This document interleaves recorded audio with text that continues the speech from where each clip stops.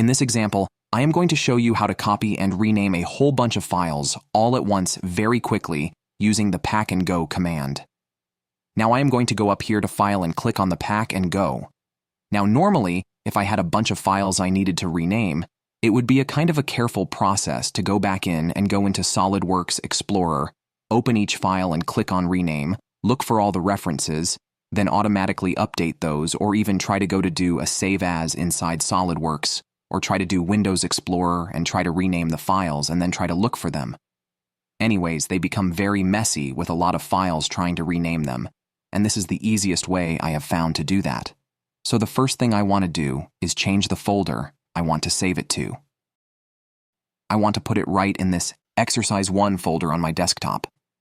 Now click on the Save to Name and just change the name of each file.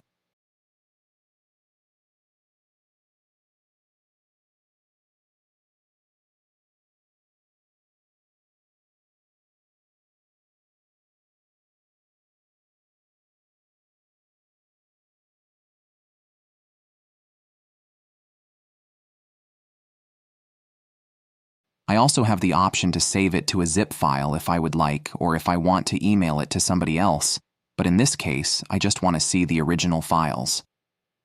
Go and click on the Save, and just that quickly it automatically updates all the files, saves them all, and keeps all the relationships between the individual files and the assembly intact.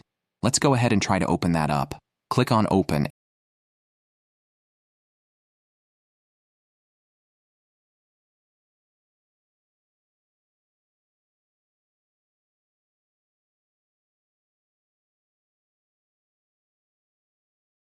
And now we have an exact copy of the assembly.